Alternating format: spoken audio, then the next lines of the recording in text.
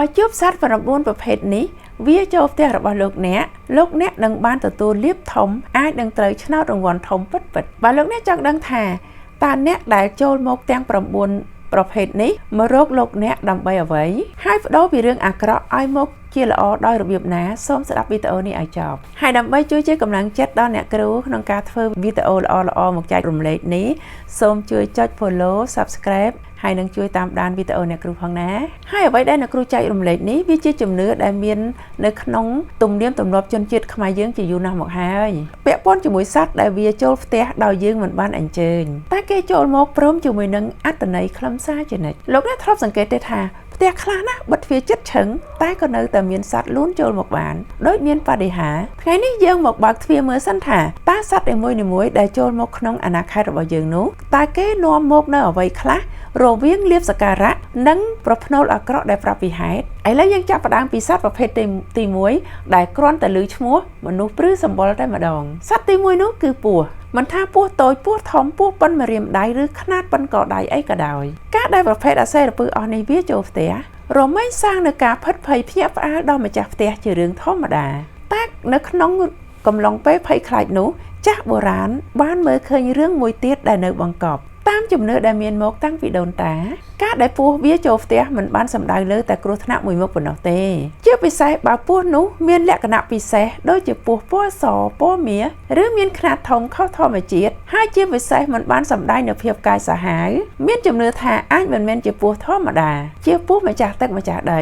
ឬជាបរិវាររបស់វត្ថុស័ក្តិសិទ្ធិដែលមកប្រកបកាយឲ្យឃើញការមកនេះអាចមកដើម្បីដាស់តឿនអ្វីមួយឬមកដើម្បីផ្ដោតលាភសក្ការៈឲ្យម្ចាស់ផ្ទះចាស់តែងតែមានរឿងប្រាប់ជានិច្ចថាបើជួបពស់មានលក្ខណៈបែបនេះចូលផ្ទះហាមវាយហាមសម្លាប់បើធ្វើនឹងមានភាពអពមង្គលមកឲ្យក្រុមគ្រួសារអ្វីដែលគួរធ្វើគឺតាំងសតិហើយអុជធូបប្រាប់រួចអញ្ជើញឲ្យទៅតាមសម្រួលប៉ុន្តែសម័យបច្ចុប្បន្នយើងអាចហៅអ្នកជំនាញមកចាប់យកចេញទៅដោយការថ្នាក់ថ្នមបំផុតអីជាដើមណាព្រោះមានជំនាញជឿថាបើយើងទៅសម្លាប់ពស់ម្ចាស់ទឹកម្ចាស់ដីជីវិតមនុស្សនៅក្នុងក្រុមគ្រួសារនឹងជួបតែឧបសគ្គដូចជាមានជំងឺឈឺស្កាត់ឬក៏មានហេតុធ្វើឲ្យបាត់បង់ទ្រព្យសម្រាប់អ្នកផ្សងសំណាងវិញពស់រាប់ទុកថាជាទី1សម្រាប់អ្នកផ្សងសំណាងក៏បានសម្រាប់កសែភ្នែកអ្នកដែលកាត់លេខកាត់ឆ្នោតគេនឹងសម្លឹងមើលអាការៈរបស់ពស់យ៉ាងលម្អិតបើពស់ចូលមកតែមួយក្បាលនឹងបានទទួលដំណឹងល្អរឿងការងារឬក៏រឿងគូក្រងបើចូលមកពីក្បាលហើយអោបរត់គ្នាទៀតនោះសំដៅលើការមានផ្លូវជ្រើសរើសសំខាន់នៅក្នុងជីវិតឬក៏លាភសក្ការៈដែលមកព្រមជាមួយនឹងការរារែកចិត្តតួលេខដែលកាត់រឿងពស់រមែងកិច្ចមិនផុតពីលេខ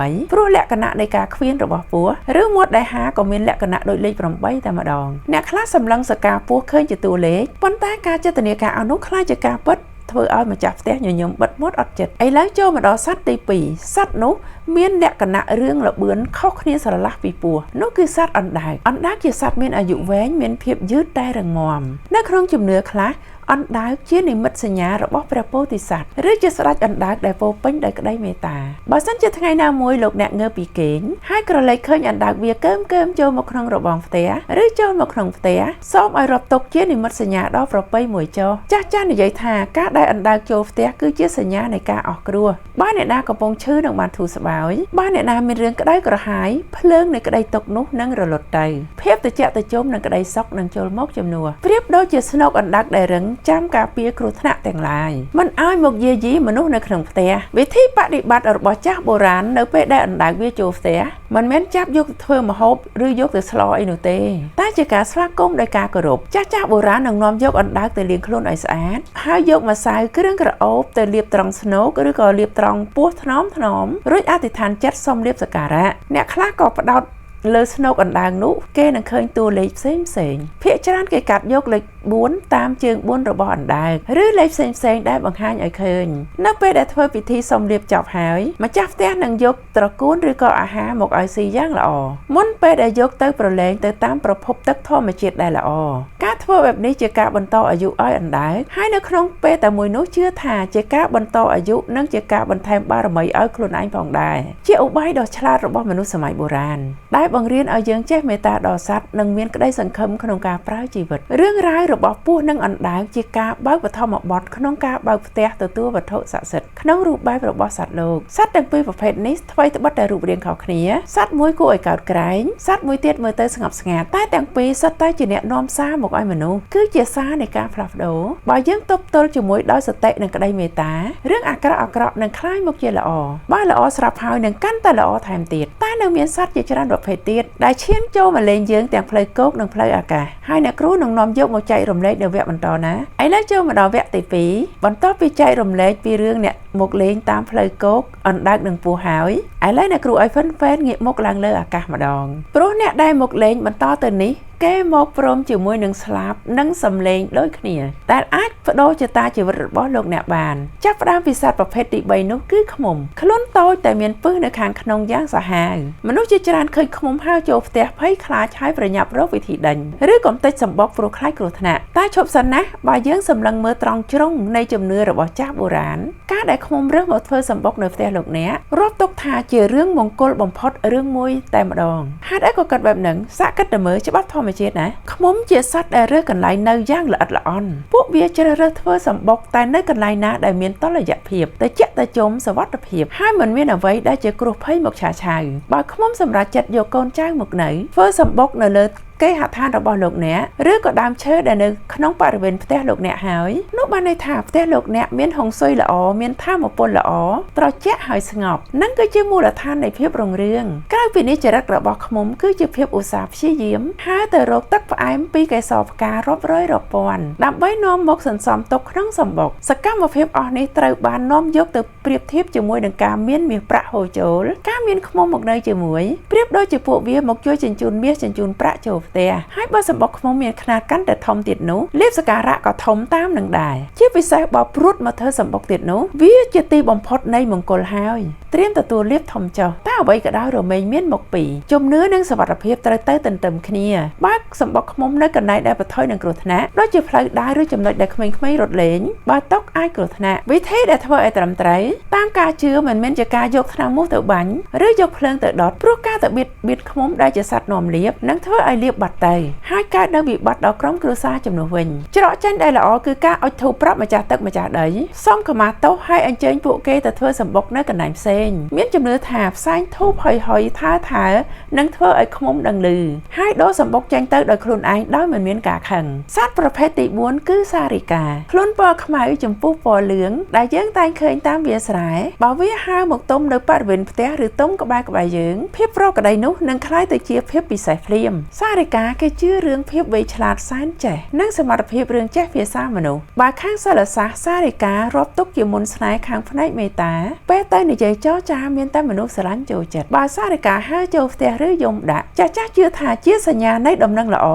ឬមានវត្ថុស័ក្តិសិទ្ធិបង្កប់មកប្រាប់ពីហេតុសារិកាជាសត្វដែលប៉ុនស្រែកហើយនៅក្នុងការប៉ុនស្រែកហ្នឹងជាច្រើនលើកអ្នកផ្សងសំណាងរមែងគិតជាតួលេខឬកាត់តាមការលោតហក់របស់វាការចាក់ស៊ីអាហារឲ្យខ្លាចជាលេខកូដសម្ងាត់នាំលាភមានរឿងដំណើរជាច្រើនដែលពាក់ព័ន្ធនឹងសារិកាដែលមកចាក់ក្រដាសឆ្នោតឲ្យឬមកប្រាប់ឆ្នោតរហូតដល់ម្ចាស់ផ្ទះត្រូវរង្វាន់ធំបដូរជីវិតវិបត្តិដៃមកក្នុងដៃតែទោះជាយ៉ាងណាក៏ដោយបើយើងមកចិញ្ចឹមដាក់ត្រង់រាប់ទុកថាជាការបៀតបៀនជាការបិទសេរីភាពតែបើសារិកាហៅមកខ្លួនឯងដោយការស្ម័គ្រចិត្តសូមឲ្យស្វាគមន៍ឲ្យដោយទឹកដោយអាហារដ៏ល្អហើយបណ្ដោយឲ្យគេហៅចេញទៅដោយការស្ម័គ្រចិត្តទើបគេហៅថាបុណ្យរឿងរ៉ាវរបស់សត្វស្លាបទាំងពីរបញ្ជាក់ឲ្យឃើញពីទំនាក់ទំនងរវាងមនុស្សនិងធម្មជាតិដែលមានការជួយទំនុកបម្រុងគ្នាឃ្មុំបង្រៀនពីភាពឧស្សាហ៍និងការជ្រើសរើសកន្លែងនៅសារិកាបង្រៀនពីការតាក់ទងនិងភាពស្រស់ស្រាយការដែលពួកវាចូលមកក្នុងជីវិតយើងវាអាចជាពេលវេលាខ្លីៗតែបើយើងសង្កេតឲ្យល្អវាអាចជាចំណុចផ្លាស់ប្ដូរដែលនាំមកនូវសំណាងល្អមកឲ្យដោយយើងមិនបានត្រៀមខ្លួនក៏ថាបានចូលដល់វគ្គទី3ភាពស្ងប់ស្ងាត់នៅពេលយប់អាធ្រាត្ររមែងត្រូវបានលុបបំបាត់ដោយសារសំឡេងស្រែករបស់សត្វប្រចាំផ្ទះប្រភេទខ្លះសម្រាប់អ្នកខ្លះសំឡេងអស់នេះស្ដាប់ទៅគួរឲ្យធុញឬគួរឲ្យខ្លាចតែសម្រាប់អ្នកដែលមានជំនឿសំឡេងអស់នេះគឺជាលេខកូដសញ្ញាដែលបញ្ជូនពីខាងលើដោយផ្ទាល់ដើម្បីមកប្រាប់ពីភ័យដែលនឹងមកដល់ឬប្រាប់ពីដំណឹងល្អទុកមុនឥឡូវយើងមកមើលថាតើម្ចាស់សំឡេងដែលជាប្រាថ្នានៅក្នុងស្រមោលងងឹតនោះជាអ្វីសត្វប្រភេទទី5គឺ តុកកែជាសត្វវាលូនប្រចាំផ្ទះរូបរាងមុខមាត់របស់វាអាចមិនមែនជាទីពេញចិត្តរបស់អ្នកណាជាពិសេសភ្នែកវាលៀនហើយនៅស្បែករបស់វាមានស្នាមពណ៌កក្រៀតគួរឲ្យខ្លាចតើមានដឹងទេសត្វតុកកែជាសត្វមួយដែលចាស់បុរាណផ្ដល់សារៈសំខាន់ក្នុងការស្ដាប់សំឡេងខ្លាំងបំផុតមានជំនឿជឿថាតុកកែគឺជារូបស្នងរបស់ឧបៈបុរសតាយាយដែលស្លាប់ទៅហើយត្រឡប់មកមើលថែកូនចៅការពារផ្ទះសម្បែងសំឡេងដែលតុកកែយំឮលន់រំពងនោះមិនមែនជាការយំដោយមិនមានខ្លឹមសារនោះទេតែជាការឲ្យសញ្ញាប្រាប់ពីហេតុការណ៍ដែលកើតឡើងចំនួនដងនៃការយំរបស់តុកកែគឺជាកូនសោដ៏សំខាន់ក្នុងការដោះវាសនានេះបើតុកកែយំញឹកហើយខ្លីៗឬយំមិនដល់5ដងចាស់បុរាណប្រាប់ថាមិនសូវល្អអាចមានរឿងល្អកកនៅក្នុងចិត្តឬមានរឿងមិនល្អចូលមកតែនៅពេលណាដែលតុកកែស្រូបចោលដង្ហើមចូលសួតវិញហើយបញ្ចេញសំឡេងវែងយំជាប់គ្នា7ទៅ8ដងរហូតដល់10ដងឬ11ដងបានន័យថាជាសំឡេងទេវតាជាសញ្ញាប្រាប់ថាលៀបដ៏មហាសាលកំពុងតែបាក់សង្កត់ភាពរុងរឿងកំពុងតែចូលមករឹតតែយំខ្លាំងយំរៀងវែងរឹតតែល្អជំនឿនេះវាស៊ីចង្វាក់ជាមួយនឹងធម្មជាតិរបស់តុកកែវាយំនៅពេលណាដែលវាមានអារម្មណ៍ថាមានសុវត្ថិភាពយ៉ាងបរិបូរណ៍សត្វប្រភេទទី6នោះគឺជីងចក់ជាសត្វតូចដែលមានស្ទើរតែគ្រប់ផ្ទះជីងចក់ប្រៀបដូចជារេដាឬក៏ឧបករណ៍ប្រកាសអាសន្នដែលឆត់ខ្លាំងណាស់នៅក្នុងរឿងដំណាលបុរាណមនុស្សជំនាន់មុនមានការយកចិត្តទុកដាក់ជាមួយនឹងសំឡេងជីងចក់យំមុនពេលចេញពីផ្ទះខ្លាំងណាស់បើកំពុងតែឈានជើងចេញពីមាត់ទ្វារផ្ទះហើយឮសំឡេងជុករបស់ជីងចក់ចាស់នឹងឈប់ភ្លាមដើម្បីស្ដាប់ពីទិសរបស់សំឡេងបើសំឡេងនោះលាន់ចេញពីក្រោយខ្នងឬចំពីលើក្បាលចាស់ប្រាប់ថាហាមចេញដំណើរដាច់ខាតព្រោះជាប្រផ្នូលអាក្រក់អាចកើតនៅឧបទ្ទវហេតុឬមានគ្រោះថ្នាក់នៅចាំខាងមុខបើសំឡេងនោះយំចេញពីខាងមុខឬក៏លាន់ឮចេញពីខាងឆ្វេងចាស់ប្រាប់ថាទៅចុះនឹងមានលៀបមានជ័យជំនះការចរចានឹងបានសម្រេចតែបើសំឡេងចេញពីខាងស្ដាំអាចមិនសូវល្អទេត្រូវប្រយ័ត្នខ្លួនក្រៅពីសំឡេងហើយនៅមានលក្ខណៈកាយវិការរបស់ជីងចក់ក៏អាចឲ្យគុណឲ្យទោសបានដូចគ្នាដែរបើអ្នកណាជប់ចិញ្ចក់កន្ទុយ2ឬក៏ចិញ្ចក់នោះមានកន្ទុយឆែកជា2វាជារបស់ល្អពិបាករកណាស់ជារបស់ល្អដែលឲ្យគុណខាងផ្នែកមេត្តាមហានិយមនិងលាភសក្ការៈខាងផ្នែកផ្សងសំណាងបើអ្នកណាបានឃើញរមែងយកទៅកាត់ជាតួលេខផ្សងសំណាងយកលេខ7ជាគោលតាមឈ្មោះរបស់ចិញ្ចក់នឹងឯងករណីមួយទៀតដែលគួរឲ្យចាប់អារម្មណ៍បើចិញ្ចក់ធ្លាក់ត្រូវដៃត្រូវជើងជាប្រផ្នូលល្អធ្វើដំណើរចេញទៅហើយនឹងបានមានលៀបបើធ្លាក់លើក្បាលឬក៏ធ្លាក់ហើយមកទុំចំទ្រូងត្រង់នេះត្រូវប្រយ័ត្នជាប្រផ្នូលមិនល្អអាចមានរឿងក្តៅក្រហាយចិត្តឬការឈឺថ្កាត់រឿងរ៉ាវរបស់ចិញ្ចក់និងតុកកែបង្រៀនឲ្យយើងជាមនុស្សចេះសង្កេតហើយចេះប្រើជីវិតដោយការមិនប្រមាថចេះស្ដាប់សំឡេងមនុស្សជុំវិញខ្លួនមិនថាជាសំឡេងមនុស្សដូចគ្នាឬក៏សំឡេងរបស់សត្វតូចធំក៏អាចឲ្យយើងជៀសផុតពីគ្រោះភ័យឬក៏អាចឆក់យកឱកាសល្អៗនៅក្នុងជីវិតបានជំនឿអស់នេះអ្វីត្បិតតែមើលទៅប្រៀបដូចជាអបិយជំនឿនៅក្នុងខ្សែភ្នែករបស់មនុស្សជំនាន់ថ្មីប៉ុន្តែក៏មិនអាចប្រកែកបានដែលថាវាជាឧបាយធ្វើឲ្យមនុស្សយើងមានសតិចេះគិតមុននឹងធ្វើអ្វីមួយតែនៅក្នុងបណ្ដាសត្វទាំងអស់នេះនៅមានសត្វមួយប្រភេទទៀតដែលត្រូវគេបោះត្រាថាជាទូតនៃសេចក្តីស្លាប់គ្រាន់តែឮឈ្មោះឬឮសំឡេងយំមនុស្សម្នានាំគ្នាផិតភ័យសត្វប្រភេទនោះគឺខ្លែងស្រាអញ្ចឹងនៅវគ្គបន្តអ្នកគ្រូនាំយកមកចែករំលែកព្រមទាំងលៀងមន្ទិលឲ្យសត្វមួយនេះមកដល់វគ្គទី4នេះអ្នកគ្រូសូមសួរថាតើសត្វមួយណាដែលបានទទួលភាពអយុត្តិធម៌បំផុតពីការជឿរបស់មនុស្សដំណ័យនេះសូមប្រគល់ទៅឲ្យសត្វខ្លែងស្រាតែម្ដងសត្វប្រភេទទី7គឺខ្លែងស្រាជាសត្វដែលគ្រាន់តែឮឈ្មោះគួរឲ្យខ្លាចព្រោះជាប់ឈ្មោះថាជាសត្វខ្មោចជាទូតមរណៈខ្លែងស្រាត្រូវបានទទួលរងពីការខ្លាចរបស់មនុស្សជាច្រើនសតវត្សរូបភាពចងចាំរបស់ខ្លែងស្រានោះគឺសត្វដែលមានមុខសស្គូមើលទៅស្រដៀងលលាក្បាលឬមុខរបស់ពួកខ្មោចកែវភ្នែកមូលធំខ្មៅមុតដែលចាំងនឹងពន្លឺភ្លើងនៅពេលយប់និងសំឡេងស្រែកដ៏គ្រលួចនៅចំកណ្ដាលភាពស្ងាត់ជំនឿពីបុរាណបានកត់ត្រាច្បាស់ហើយគួរឲ្យខ្លាចថាបើមានខ្លែងស្រាហើររំលងដំបូលផ្ទះអ្នកណាឬទៅតុំលើផ្ទះអ្នកណាបើវាស្រែកយំគេជឿថាមនុស្សនៅក្នុងផ្ទះនោះនឹងមានអ្នកណាស្លាប់ជាពិសេសបើនៅក្នុងផ្ទះនោះមានអ្នកឈឺស្លាប់ទៀតនោះអាការៈនឹងកាន់តែធ្ងន់ឬដល់ថ្នាក់បាត់បង់ជីវិតក្នុងរយៈពេលពី3ទៅ7ថ្ងៃជំនឿនេះខ្លាំងក្លាណាស់រហូតដល់មនុស្សជំនាន់មុនតាមធ្វើបាបតាមវាយប្រហារសម្លាប់ខ្លែងស្រាចេះប្រតិចដាក់បណ្ដាសាគ្រាន់តែវាមកយំឬហៅកាត់ផ្ទះតែបើយើងសាកបើកចិត្តមើលឲ្យកាន់តែទូលំទូលាយនឹងជួបពីការពិតដែលគួរឲ្យភ្ញាក់ផ្អើលថានៅលើโลกនេះមិនបានមើលមកសត្វខ្លែងស្រាជាសត្វបិសាចទាំងអស់នោះទេនៅក្នុងគណៈពេលដែលប្រជាជនខ្មែរយើងនាំគ្នាខ្លាចខ្លែងស្រាតែសម្រាប់វប្បធម៌ឥណ្ឌាវិញខ្លែងស្រាត្រូវបានទទួលការលើកដំកើងថា ជាពាហនៈរបស់ព្រះម៉ែលក្ស្មីជាទេវីដែលតំណាងនៅភាពមានបានសម្បូរស្រុកស្ដំដូច្នេះការឃើញខ្លែងស្រាករបស់ពួកហិណ្ឌូ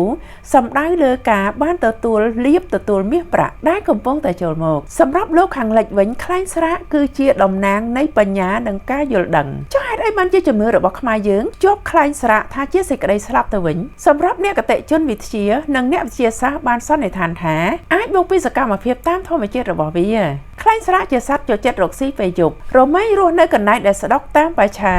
ឬមែនដុតខ្មោចតាមវត្តព្រោះវាស្ងប់ស្ងាត់ស័ក្តិសមក្នុងការដេកពួនដល់ពេលយប់វាក៏ហើរចេញមកចាប់កណ្ដុរហើយកណ្ដុរនេះជាសត្វនាំមកនៅរោគរាតត្បាតកាលពីសម័យមុននៅពេលដែលខ្លែងស្រាកហើរចូលភូមិដើម្បីចាប់កណ្ដុរវាក៏អាចទៅយំចំពេលដែលមានមនុស្សស្លាប់ល្មមហើយនៅសម័យនោះវិទ្យាសាស្ត្រពេទ្យក៏មិនទាន់រីកចម្រើនមនុស្សងាយនឹងស្លាប់ហើយហេតុចៃដន្យនេះបានកើតឡើងច្រើនដងរហូតដល់ក្លាយជាការចងចាំនៃការខ្លាចដែលនិយាយតគ្នាមកប៉ុន្តែតាមការពិតទៅខ្លែងស្រាកគឺជាសត្វដែលប្រមាញ់ហើយមានគុណចំពោះកសិករយ៉ាងមហាសាលវាជួយកម្ចាត់កណ្ដុរដែលមកស៊ីដំណាំជួយការពាររោគរាតត្បាតហើយបច្ចុប្បន្ននេះខ្លែងស្រាកជាសត្វដែលបានទទួលការអនុរក្សដូច្នេះសូមការពីការបៀតបៀនសត្វខ្លែងស្រាកដោយសារតែការជំនឿខុសដូច្នេះបើយប់ណាហ្វេនញាតិវត្ថុបានឮសំឡេងខ្លែងស្រាកយំអីឬមកទុំលើដំបូលផ្ទះចូលមានសតិសូត្រមន្តផ្សាយមេត្តាអុជធូបប្រាប់ម្ចាស់ទឹកម្ចាស់ដីឬក្រោកឡើងពេលព្រឹកដាក់បាតឧទ្ទិសកុសលការធ្វើបែបនេះនឹងជួយធ្វើឲ្យចិត្តស្ងប់ត្រជាក់ត្រជុំ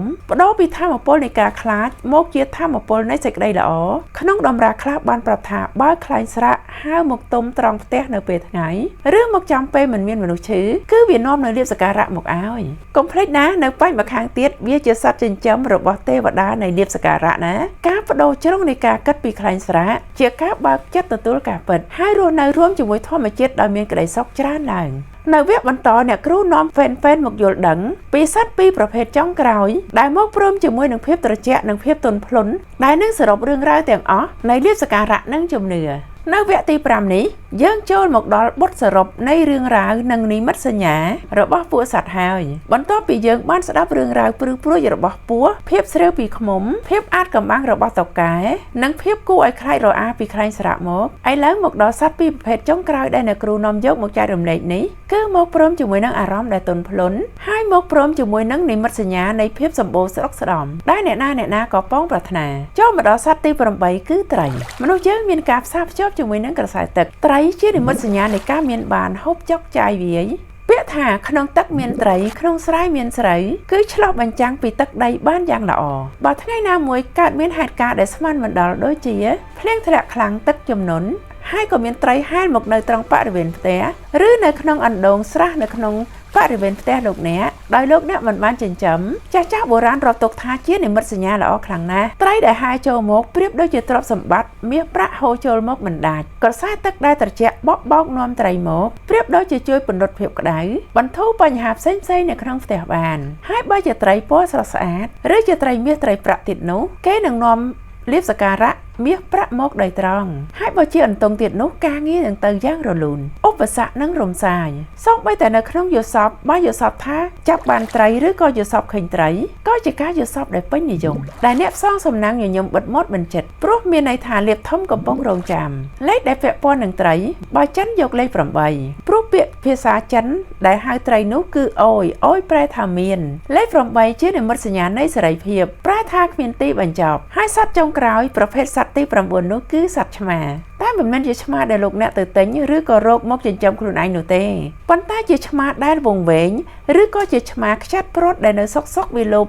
ចូលមកផ្ទះលោកអ្នកហើយមិនព្រមចេញទៅណា